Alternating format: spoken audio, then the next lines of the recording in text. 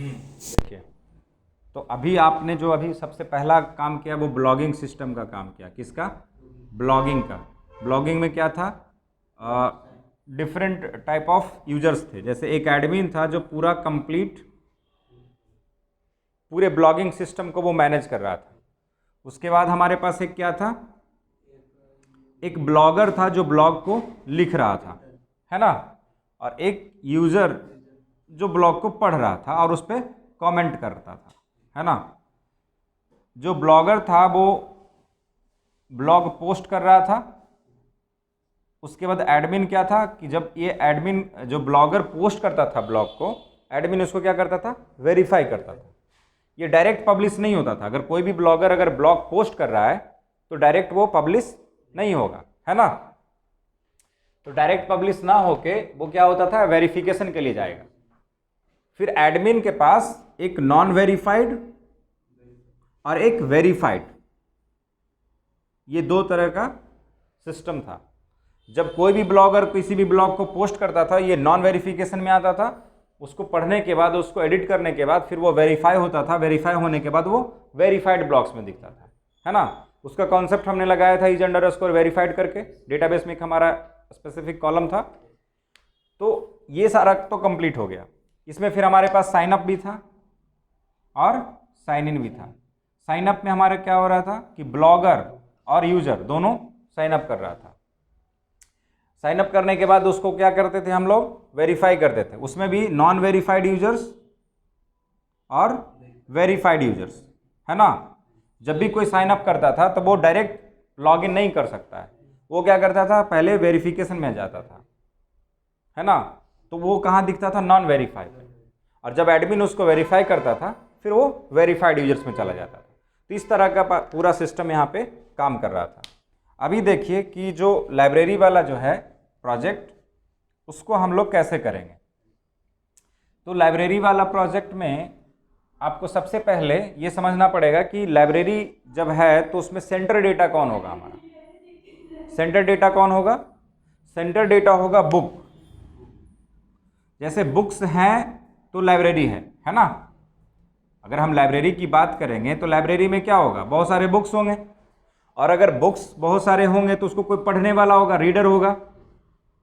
और अगर ये बहुत सारे बुक्स हैं तो उसको मैनेज करने के लिए एक बंदा चाहिए, है ना? हाँ मैडम। तो अभी इसको, ये बुक्स है, इसको मैनेज करने के लिए आपको एक जो लाइब्रेरियन है उसको सेग्रीगेट करके उस बुक्स को रखता है ना? क्योंकि अगर सेग्रीगेट करके, क्योंकि बुक्स के बहुत सारे कैटेगरी होंगे। क्योंकि अगर कुछ जनरल्स है, कुछ नॉवेल है, कुछ एकेडमिक बुक है, तो इस तरह के बहुत सारे डिफरेंट डिफरेंट कैटेगरी के क्या होंगे? बुक्स होंगे। और उसको हम लोग कैटेगराइज करके रखेंगे।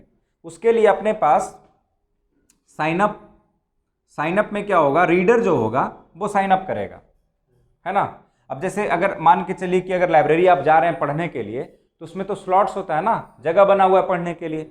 और वो स्लॉट्स 1 आवर 2 आवर्स के लिए आप वहाँ पे शांति से बैठ के आप पढ़ सकते हैं। क्योंकि लाइब्रेरी आप पढ़ने के लिए जा रहे हैं तो वहाँ पे देखिए पीस इन्वायरमेंट होता है। मतलब एक अच्छा सा इन्वायरमेंट आपको मिलता है जहाँ पे बहुत डेडिकेटेड कॉन्सेंट्रेट होकर किसी भी चीज़ का अध्ययन कर सकते हैं। तो उसके लिए आपको क्या वहाँ पे होता है? स्लॉट्स रहते हैं कि आप जैसे मान के चलिए कि एक बार में हमारे पास 50 विद्यार्थी 50 स्टूडेंट्स वहाँ पे बैठ के पढ़ सकते हैं। 50 स्टूडेंट्स के लिए एक अच्छा सा स्पेस वहाँ पे बना हुआ है उस लाइब्रेरी में। फॉर एग्जांपल मैं बता रहा हूँ आपको। अब वो 50 स्टूडेंट्स वहाँ पे बैठा हुआ है और वो पढ़ रहा है, ठीक है? और वो सारे स्लॉट्स जो हैं, अभी मान के चलिए कि एग्जांपल ले लीजिए कि सारे स्लॉट्स हैं वो फुल है 1 आवर के लिए। जैसे मान के चलिए कि अभी 12 बजे से वो 2 बजे तक ये पूरा स्लॉट बुक है। या फिर एक लाइब्रेरी का एक अपना खुद का पॉलिसी है कि हम आपको मिनिमम 1 आवर और मैक्सिमम 3 घंटे के लिए हम आपको स्लॉट बुक करेंगे, है ना? कि अगर आप जैसे स्लॉट बुक करना चाहते हैं तो मिनिमम 1 आवर के लिए और मैक्सिमम 3 आवर के लिए आप स्लॉट बुक कर लीजिए। उससे ज़्यादा आपको हम बुकिंग नहीं देंगे। ये उसकी अगर पॉलिसी है तो। और नहीं है तो फिर अगर स्लॉट खाली है, आप जितना देर के लिए बुक करना चाहते हैं उतना देर के लिए आप बुक कर लीजिए। जैसे मान के चलिए कि स्लॉट नंबर 1 है किसी विद्यार्थी ने इसको देखा कि ये खाली है अभी, तो हमने इसको बुकिंग कर लिया। तो बुकिंग कर लिया तो आपका एंट्री टाइम क्या होगा भाई? तो एंट्री टाइम मेरा 12 बजे होगा। आपका एग्जिट टाइम क्या होगा भाई? तो एग्जिट टाइम मेरा 6 o'clock होगा, यानी 6 घंटे के लिए आपने स्लॉट को फुल कर लिया, है ना। तो इस तरह का जो फैसिलिटी है रीडर को मिलना चाहिए। तो रीडर इस तरह का फैसिलिटी कब लेगा? जब वो साइन अप करेगा, है ना। क्लियर हो रहा है? जब वो साइन अप करेगा तभी तो हम उसको इस तरह का फैसिलिटी दे सकते हैं, क्योंकि रीडर के बारे में भी तो लाइब्रेरी को जानकारी होना चाहिए ना, कि इसका क्या है, किस तरह का बुकिंग, मतलब इसका पर्सनल, इसका डिटेल्स क्या है।